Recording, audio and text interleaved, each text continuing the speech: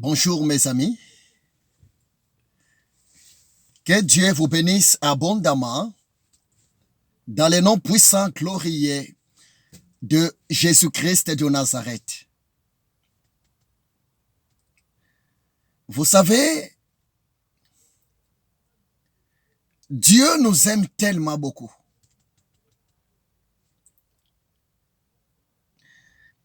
Dieu a un plan merveilleux pour l'homme qu'il a créé à son image. C'est pour cela, à chaque fois, pendant que je prêche la parole de Dieu, je dis souvent aux gens que le plus grand don de Dieu pour l'homme, c'est le salut en Jésus-Christ de Nazareth. Mais laissez-moi vous dire, mes amis, le salut est tellement gratuit. Le salut, c'est le don gratuit que Dieu a exposé devant l'homme. Mon ami, tu sais pourquoi?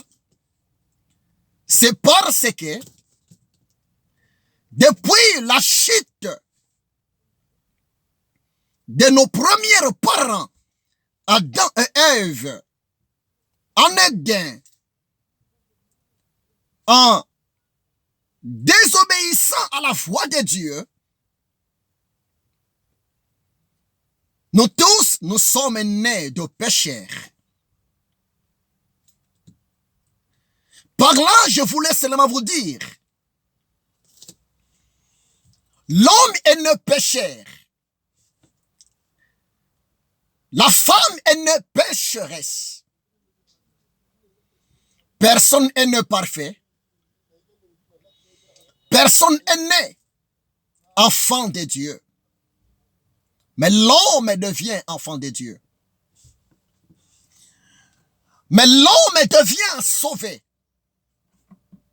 Or, la plus grande condition est facile pour le salut de l'homme. C'est quoi? L'homme devrait accepter le sauveur de l'humanité au nom de Jésus-Christ de Nazareth. C'est pour cela que je dis souvent, pour le domaine du salut, le salut c'est l'affaire de deux personnes. Le salut c'est l'affaire du sauveur, Jésus-Christ de Nazareth, et le salut c'est l'affaire du pécheur, de l'homme. C'est pour cela, mon ami, pendant que tu vis encore, pendant que tu marches encore, pendant que tu fais tes business, tes affaires, mais tant que tu n'as pas encore accepté Jésus-Christ dans ta vie comme Seigneur et Sauveur, tu es l'homme, tu es la femme qui est exposé devant la perdition éternelle. C'est-à-dire, toute personne qui peut mourir aujourd'hui, toute personne qui peut être attrapée par la mort physique, mais si la personne, avant de mourir, n'a pas eu le temps d'accepter personnellement Jésus-Christ dans sa vie comme Seigneur et Sauveur, croyez-moi, la personne est perdue pour toujours. C'est pour cela que je vous demande, vous mes amis, le jeune, ça sert à quoi de gagner le monde? Ça sert à quoi de gagner la célébrité? Ça sert à quoi de gagner le bien matériel, le succès de ce monde et de mourir sans Jésus-Christ de Nazareth dans ta vie? C'est pour cela, mon ami, je vous demande, il est grand temps pour vous d'accepter Jésus-Christ. Parce que Jésus-Christ est le plus grand don de Dieu pour votre salut. La religion ne sauve pas.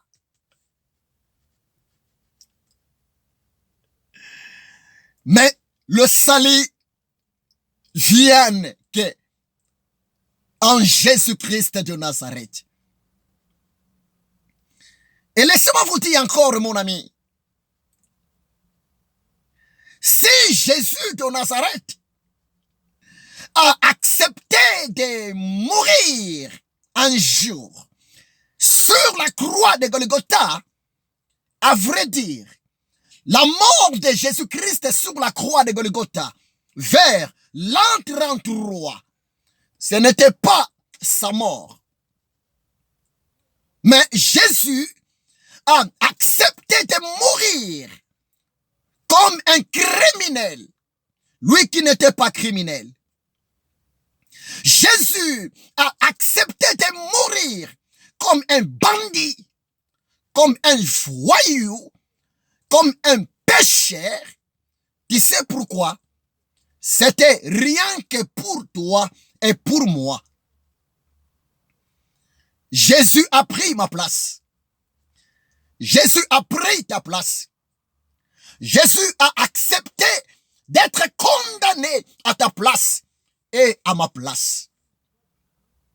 Afin qu'aujourd'hui, si tu l'acceptes personnellement comme Seigneur et Sauveur, croyez-moi, la mort physique peut arriver, mais mourir en Jésus-Christ, c'est une bénédiction pour un enfant de Dieu qui est né de nouveau en Jésus-Christ.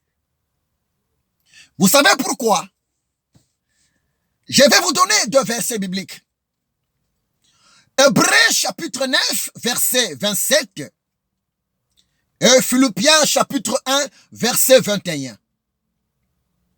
Dans Hébreux chapitre 9, verset 27, mettez-tu la Bible. La Bible dit ceci dans Hébreux chapitre 9, verset 27. Et comme il réservait aux hommes de mourir une seule fois, après quoi vient le jugement.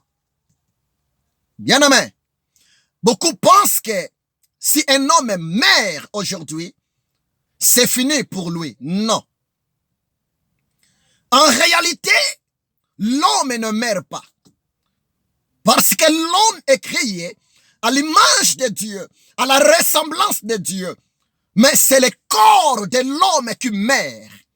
Si vous lisez dans la parole de Dieu, Genèse chapitre 2, verset 7, qui est de la Bible dit ceci. Puis Dieu forma l'homme de la poussière de la terre. Et le souffla un souffle de vie dans ses narines. Et l'homme devint un être vivant.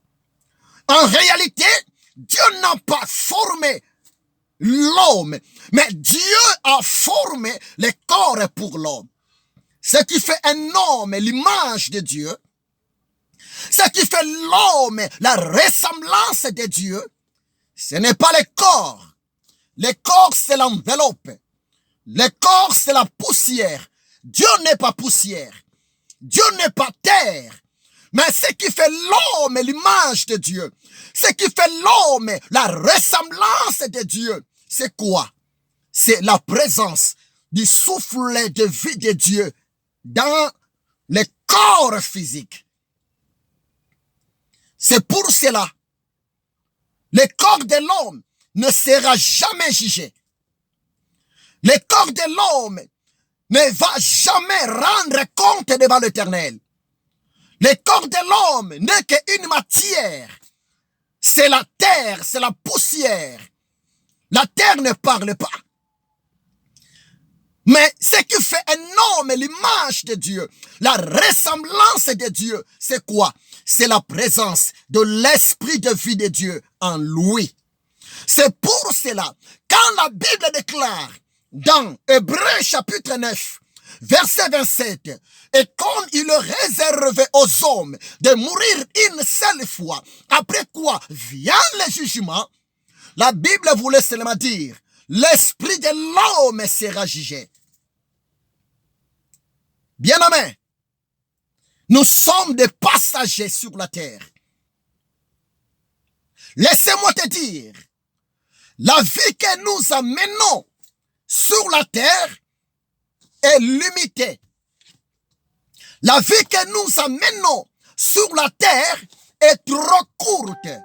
Mais la vie que nous allons amener dans la présence de Dieu, dans l'éternité, c'est une vie illimitée. Et il y a deux sortes d'éternité. Il y a l'éternité avec Jésus-Christ de Nazareth dans le paradis. Il y a aussi l'éternité avec le diable en enfer.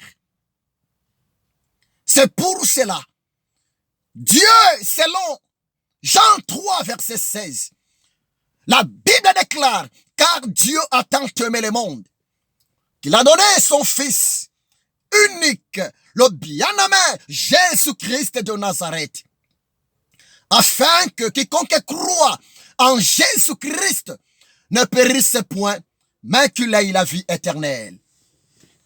Oh mon ami, Jésus veut te sauver.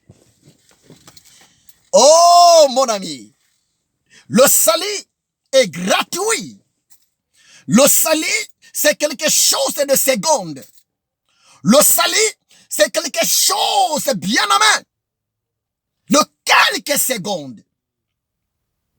C'est pour cela, tant que tu es encore en vie, tant que tu continues à respirer, je te demande, essaye un peu de mettre en ordre ta vie. Essaye un peu de donner ta vie à Jésus-Christ de Nazareth. Parce que Jésus a payé déjà le prix pour votre éternité. Il a accepté la mort de la croix de Golgotha à ta place, à ma place, afin que aujourd'hui, si tu le crois, si tu l'acceptes comme Seigneur et Sauveur de ta vie, mon frère, même si la mort arrive aujourd'hui, tu ne seras pas dans la confusion. Au contraire, la mort pour le chrétien, la mort pour les enfants de Dieu, c'est le plus grand moyen aussi pour aller rencontrer le Seigneur dans le paradis, dans son royaume.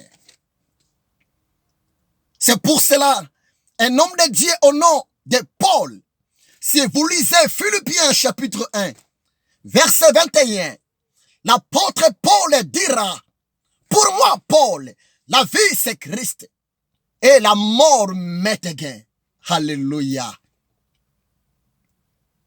Pourquoi le Saint-Esprit m'a mis à cœur d'exhorter son peuple maintenant? C'est parce que l'Afrique pleure maintenant. Nous avons perdu notre frère en Afrique. DJ, il est parti. Pour lui, c'est fini. importe les commentaires que je vois. Mais si mon frère, le DJ, avant de rendre l'âme, pendant l'accident, dans son moto, si il avait fait appel à Jésus-Christ de Nazareth, si il avait crié, Jésus, ayez pitié de moi, croyez-moi, notre bien-aimé, mon frère, qui vient de mourir, vers le temps de la fin, au paradis, nous serons ensemble avec lui. C'est pour cela que je vous demande aussi, les chrétiens, je vous demande, les hommes de Dieu, mes amis, ça ne sert à rien de commenter bêtement. Ça ne sert à rien de commenter avec méchanceté sur la mort de notre frère. Parce que Dieu est amour. Il fait sa grâce à qui il veut. Si réellement ce frère, notre ami, qui vient de mourir par l'accident du moto, avant de rendre son dernier souffle, s'il avait crié, Jésus, ayez pitié de moi, acceptez-moi devant toi, bien-aimé, vous serez étonnés. Un jour, nous allons rencontrer au paradis notre bien-aimé, le DJ qui vient de décéder par l'accident du moto. Laissez-moi te rappeler quelque chose. Ils étaient des voleurs à la croix, ensemble avec Jésus-Christ. L'autre voleur, à gauche, il se moquait de Jésus. Si tu es vraiment le Fils de Dieu, sauve-toi et sauve-nous. Tandis que l'autre voleur, l'autre criminel qui était à droite, il commença à reprocher son frère bandit, son frère voyou, qui parlait envers Jésus de n'importe quoi, en disant que, mon ami, tu n'as pas le droit de parler comme ça à Jésus. Jésus est innocent. Il n'a rien fait du mal. Au contraire, Jésus a prêché la bonne nouvelle. Jésus a guéri le malade. Jésus a délivré les captifs et les possédés. Mais nous sommes des voleurs. Prévenez que nous méritons notre punition à la croix. Mais Jésus ne mérite pas la punition à la croix ensemble avec nous. Mes amis, les voleurs, les brigands, les bandits, les voyous, les pécheurs qui étaient à la droite de Jésus, après avoir défendu l'innocence de Jésus à son ami voleur, cet homme tourna le regard vers Jésus. Il a dit à Jésus, « Oh Jésus, je sais que tu es innocent. Je sais que tu es le don de Dieu pour le salut de l'humanité. Je sais que tu es l'homme irréprochable. Mais les jaloux, les méchants de ce monde, t'as condamné ensemble avec nous. Mais en réalité, tu ne mérites pas la condamnation parce que tu es sans péché. » Le voleur qui était à droite, après avoir parlé du bien de Jésus, après avoir parlé de l'innocence de Jésus, et cet homme a profité. Il était vraiment intelligent. Cet homme a profité. Il a dit à Jésus, Jésus, souviens-toi de moi quand tu seras au paradis. Mes amis, chose étonnante mais vraie. Jésus répondit au voleur, oh, ma créature, oh, mon image, ma ressemblance, comme tu m'as reconnu les 3 fois saint, comme tu m'as reconnu le saint, le sauveur, comme tu m'as reconnu, je suis capable pour te sauver, même à la dernière minute. Je te le dis, aujourd'hui, toi et moi, nous serons au paradis. Mes amis, le brigand était sauvé. Le brigand était épargné de la condamnation éternelle. C'est ça la grâce de Dieu. C'est ça l'amour de Dieu.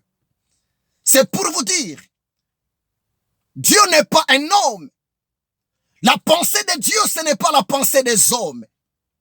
La foi de Dieu, ce n'est pas la foi des hommes. Ézéchiel déclare, ce que Dieu veut, Dieu ne souhaite jamais la mort du pécheur. C'est pour cela, Romains 10, verset 13, la Bible déclare, quiconque invoquera le nom de Jésus-Christ de Nazareth, même avant de mourir, même pendant quelques secondes, la personne sera sauvée. C'est ça mon évangile. Nous ne sommes pas encore arrivés au temps du jugement. La grâce est encore là. Ephésiens 2, verset 8, la Bible déclare, c'est par la grâce que nous sommes sauvés au moyen de la foi en Jésus-Christ. Le salut n'est pas pour les cadavres. Le salut n'est pas pour les morts. Mais le salut, c'est pour les vivants. C'est pour cela, tant que nous sommes encore en vie, il est grand temps d'accepter les sauveurs. Parce que il n'y a pas le salut sans les sauveurs. La plus grande des conditions pour avoir le salut, c'est accepter, non pas une église, c'est accepter, non pas une communauté quelconque, c'est accepter, non pas Marie, mère de Jésus, non pas le pape, non pas Mahomet. Le plus grand moyen pour avoir le salut, c'est accepter, non pas le prophète, le pasteur, mais c'est accepter Jésus-Christ de Nazareth, personnellement, comme Seigneur et Sauveur de ta vie. Là, bien-aimé, tu seras sauvé. La mort sera comme un gain pour toi. La mort sera comme une voiture. Ça va te permettre pour aller rencontrer ton Créateur, Elohim, ton Sauveur, l'homme de Galilée, Yeshua HaMashiach. Ça ne sert à rien de commenter bêtement sur la mort des autres. Ça ne sert à rien de commenter méchamment sur la mort de nos frères, de nos sœurs. Au contraire, les chrétiens, ce sont des hommes de la compassion. Les chrétiens, ce sont des personnes qui ont l'amour du prochain. Nous sommes appelés à pleurer avec ceux qui pleurent. Que Dieu le Seigneur aura les miséricordieux, car ils obtiendront de la miséricorde. Que le Saint-Esprit nous aide. Que le Saint-Esprit nous remplit de l'amour parfait de Jésus-Christ. Parce que l'amour de Jésus-Christ ne condamne pas. L'amour de Jésus-Christ ne critique pas. L'amour de Jésus-Christ ne pointe pas le doigt aux autres du côté négatif. Voilà mon exhortation. Le Saint-Esprit m'a mis à cœur de contribuer moyennant l'évangile, parce que l'évangile, c'est la puissance de Dieu pour le salut de quiconque croit. Romains chapitre 1 verset 16. Que Dieu vous bénisse abondamment. C'est votre frère, votre ami, votre camarade de tous les temps, l'esclave de Jésus-Christ de Nazareth, l'ami du Saint-Esprit, le missionnaire, le prophète de l'Éternel, le révérend docteur Ézéchiel. C'est depuis Paris, dans la ville de Grigny, en France, que le Saint-Esprit a voulu que je viens devant vous pour vous dire, si tu n'as pas encore accepté Jésus-Christ de Nazareth, ah bien-aimé, tu es comparé à un cadavre à 1000 ans. Il est grand temps pour toi d'accepter Jésus. Parce que si tu meurs aujourd'hui sans Jésus de Nazareth, même si les serviteurs de Dieu organisent pour toi la messe des morts, ça ne fera rien devant l'Éternel. Parce que Dieu n'est pas le Dieu des morts, mais Dieu est le Dieu des vivants. Le salut, c'est pour les vivants. La délivrance, c'est pour les vivants. La conversion du péché, c'est pour les vivants. Et la repentance, la nouvelle naissance, c'est pour les vivants. Que Dieu vous bénisse abondamment. Je vous aime beaucoup. Au revoir. Shalom.